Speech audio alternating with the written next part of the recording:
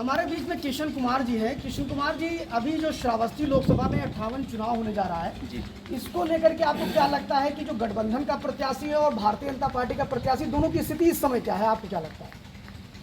अब उस हिसाब से तो बीजेपी की स्थिति बेहतर है। जी जो बीजेपी के प्रत्याशी हैं, जैसे वो नए हैं, जी एक मरतबा हमारे वर्मा जी पिछले 5 साल हमको दे चुके हैं अपना योगदान सांसद जी के रूप में। जी हम उनके कार्य से पूर्ण रूप से सहमत नहीं है, ना संतुष्ट हैं। जी तो उनका जो कुछ हिसाब किताब है वो देखा गया है। जी। हमारे माननीय साकेत मिश्रा जी पहली मरतबा चुनाव में आए हैं, अभी यहाँ से वो चुनाव जीते नहीं हैं। उनका जो पुराना, जैसे कोरोना काल में उन्होंने जो बेहतर सुविधाएं, जैसे बिनका में उन्होंने वो लगाया भाई, ऑक्सीजन प्लांट लगाया, कोरोना काल में बराबर पब्लिक के बीच में बने रहे, उस हिसाब से। और जो इनका बैकग्राउंड है बेहतर है, अच्छे समाज से जुड़े रहे हैं, अच्छी व्यवस्था से जुड़े रहे हैं, तो उस हिसाब से ये बेहतर दिखाई दे रहे हैं। अच्छा, जो इनके साकेत मिश्रा जी के पिता जो हैं, जी नृपेंद्र मिश्रा, वो श्री राम जन्मभूमि का जो मंदिर बना है उसके निर्माण समिति के प्रेसिडेंट हैं। जी जी। तो क्या श्री राम जन्मभूमि के मंदिर निर्माण समिति के प्रेसिडेंट रहे? और इससे पहले भी अगर हम बात करें तो साकेत मिश्रा के आने का भी आपने उनके कई काम गिनाए, तो क्या आपको लगता है कि भविष्य में कुछ अच्छा कर पाएंगे? जी, बहुत बेहतर करेंगे। अगर वो यहाँ से हार जाते हैं तो समझ लीजिए यहाँ के जनता का दुर्भाग्य है। जी समझ लीजिए। एज ये विकास की जहाँ तक बात है भाई, जात पात की मैं बात नहीं कर रहा हूँ, वो तो अपना अपना लोगों का सोच है, जिन रवैया है, हर आदमी का अपना सोच होता है, समाज में कैसे जीता है, कैसे क्या नहीं है, वो अलग चीज़ है। लेकिन अगर विकास की जहाँ तक बात है भाई, साकेत मिश्रा जी से बेहतर कोई विकास नहीं कर सकता है। जी समझ लीजिए, जैसे आपके प्रधानमंत्री जी कार्य कर रहे हैं निस्वार्थ, ऐसे हमारे ये कैंडिडेट हैं, और इनसे बेहतर कैंडिडेट बलरामपुर जिले के लिए कोई नहीं हो सकता है।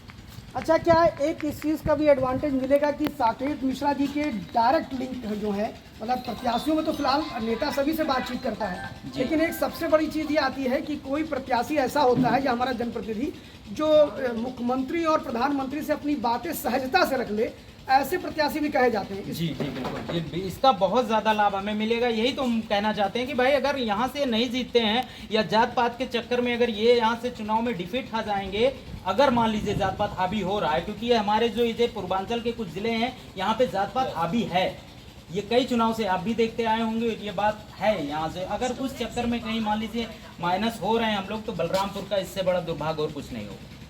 फिलहाल मैं सिर्फ इतना प्रश्न आपसे एक और करना चाहूँगा कि जिस प्रकार विपक्ष ने एक के बाद एक सेल्फ गोल किए, जैसे सनातन धर्म को उन्होंने डेंगू मलेरिया बोल दिया, ठीक है, फिर सनातन धर्म को इरेडिकेट करने की बात करी, यानी समूल नाश करने की बात करी। फिर उन्होंने कहा कि अभी जो उनके घोषणा पत्र आए हैं उसमें वो कह रहे हैं कि हम जो संपत्तियों का बंटवारा कर देंगे।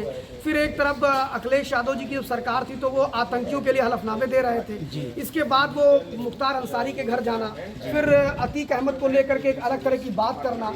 तो जिस प्रकार अपराधियों को संरक्षण करते हुए दिखाई पड़ी समाजवादी पार्टी इन पिछले दिनों में, जिस प्रकार स्वामी प्रसाद मौर्य का संरक्षण करते दिखाई पड़े समाजवादी पार्टी के मुखिया अखिलेश यादव, जिन्होंने मेरे जीवन काल में पहली बार मैंने देखा रामचरित मानस सार्वजनिक रूप से जलाई थी, तो क्या इन सब चीजों का भी प्रभाव दिखाई पड़ रहा है चुनाव में? जी, बहुत बड़ा इफेक्ट है इसका, इस सब चीज़ों से बहुत ज़्यादा है, क्योंकि अब सोशल मीडिया के माध्यम से हर छोटे तबके का एक जो इंटीरियर एरिया है वहाँ के लोग भी सोशल मीडिया के माध्यम से जागरूक हो गए हैं।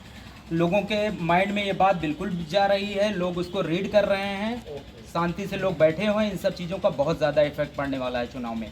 अच्छा, अगर हम एक शब्दों में कहें कि पिछले बार का जो गठबंधन था वो बहुजन समाज पार्टी और समाजवादी पार्टी का था, इस बार का गठबंधन कांग्रेस और समाजवादी पार्टी का है, यानी पिछले बार का गठबंधन ज्यादा तगड़ा गठबंधन था। जी बिल्कुल। क्या इस बार के गठबंधन में जो 5,000 6,000 से भाजपा प्रत्याशी हारे थे, तो इस बार क्या भाजपा प्रत्याशी उस लीड को आगे बढ़ाते हुए कितने वोटों से जीत सकते हैं? अब ये मान के चलिए कि नियर अबाउट आराम से 50 से 60 हज़ार वोटों से हमारे साकेत मिश्रा जी विजयी होंगे, इसमें कोई दो राय नहीं है।